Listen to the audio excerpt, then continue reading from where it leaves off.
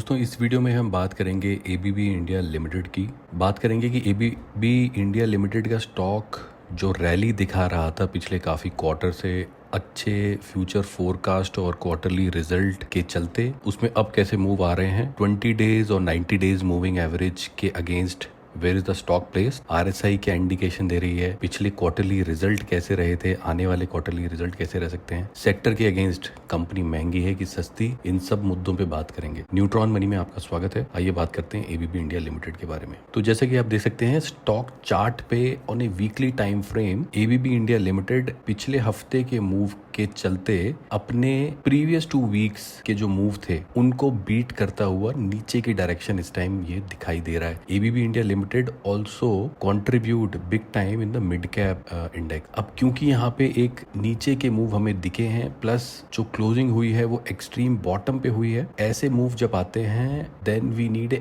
Extreme strong buying support stock को दोबारा revive करने के लिए। क्या ऐसे extreme buying support ABB India limited में दोबारा आ सकते हैं? उसको देखने के लिए वन डे टाइम फ्रेम पे चलेंगे और देखेंगे कि अगला क्वार्टरली रिजल्ट कब आने वाला है। वो आने वाला है लगभग 25 जुलाई के आसपास, यानी कि यहाँ से हमारे पास लगभग 10 दिन का टाइम है। और अगर हम पिछले क्वार्टरली रिजल्ट पे नजर डालते हैं एबीबी इंडिया लिमिटेड की तो हम देख सकते हैं जो Q2 के नंबर होंगे वो इतने स्ट्रांग नहीं है पिछले साल के, ना ही मार्जिन ज्यादा स्ट्रांग है, ना ही रेवेन्यू और बॉटम लाइन जो है वो ज्यादा स्ट्रांग दिख रही है। यानी कि इसको पिछले साल को अगर बीट करना है, कम रेवेन्यू, टॉप लाइन और मार्जिन को बीट करना होगा और प्रॉफिट को बीट करना होगा। But Q on Q when जब इसका कंपैरिजन होगा वो इसकी all time high revenue, margin और प्रॉफिटेबिलिटी से होगा। तो हेडलाइन जब बनेगी अगर तो ये ईयर ऑन ईयर को बीट कर देता है तो ईयर ऑन ईयर की अच्छी ग्रोथ की हेडलाइन बनेगी, बट क्यू ऑन क्यू में फ्लैट या डी ग्रो की हेडलाइन बन सकती है because all time high number को इसको बीट करना है। पिछले साल की अगर बात करें जो Q2 था वो Q1 से बेटर था, यानी कि सिक्वेंशियली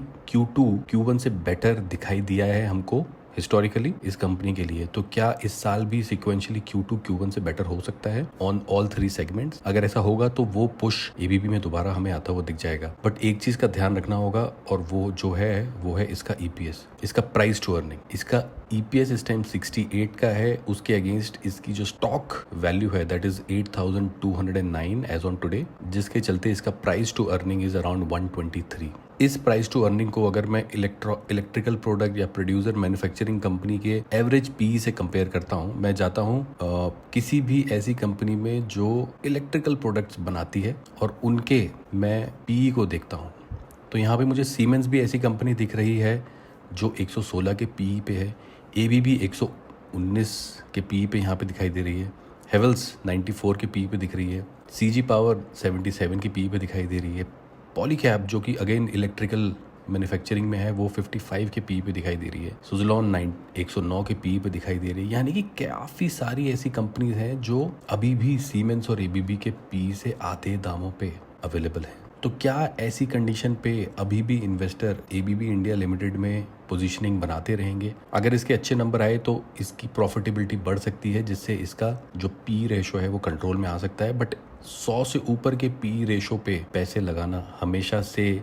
ज़्यादा प्रॉफिटेबिलिटी को अट्रैक्ट नहीं करता। On a very extreme long term horizon की अगर बात की जाए तो ये फैक्टर थोड़े से डाइल्यूट हो जाते हैं, बट शॉर्ट टर्म और ट्रेडिंग पॉइंट ऑफ व्यू से अगर बात करें, ट्रेडिंग पॉइंट ऑफ व्यू में भी ये डाइल्यूट हो जाता है, बट शॉर्ट टर्म इन्वेस्टमेंट या मीडियम टर्म इन्वेस्टमेंट से अगर बात करें तो ये फैक्टर रोल प्ले करते हैं। अब अगर हम देखते हैं इसकी मूविंग एवरेजेस की तरफ अगर हम ध्यान दें तो इसकी जो इस टाइम 20 डेज मूविंग एवरेज है दैट इज 8465। इसने पिछले हफ्ते अपने 20 डेज मूविंग एवरेज को बीट कर दिया है, बट अभी भी 20 डेज मूविंग एवरेज इसकी 90 डेज मूविंग एवरेज से ऊपर चल रही है। 90 डेज मूविंग एवरेज इसकी लगभग 7417 है।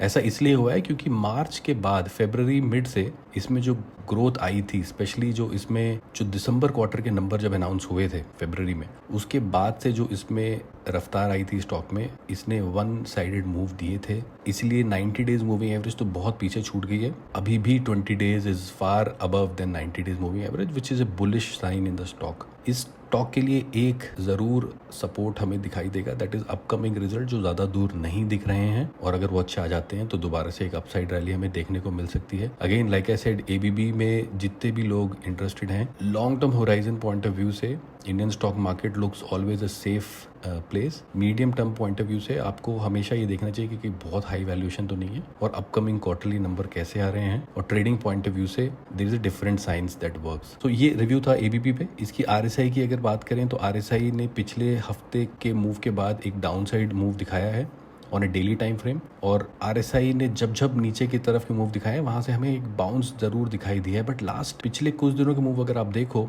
जैसे कि मैंने बताया कि पिछला हफ्ता इसका एक बॉटम पे बंद हो रहा है, तो आप देख सकते हैं पिछले 7-8 दिन के मूव सारे के सारे एक नेगेटिव साइड पे दिखाई दे रहे हैं। क्या एबीबी रिवाइव कर पाएगा अगले कुछ दिनों में? इट ऑल डिपेंड्स कि किस तरीके के सेंटिमेंट्स मार्केट में ओवरऑल बनते हैं, और आने वाले नंबर्स जो क्वार्टरली नंबर हैं, ईयरली तो लग रहा है कि ये ऊपर के ही नंबर देगी, ईयरली बीट कर देगी लास्ट ईयर को, बट क्या सीक्वेंशियली भी बीट कर पाएगी ABB India? We have to wait and watch and keep a watch on ABB India because it's a very significant name in the producer manufacturing sector. Thank you so much for watching this video.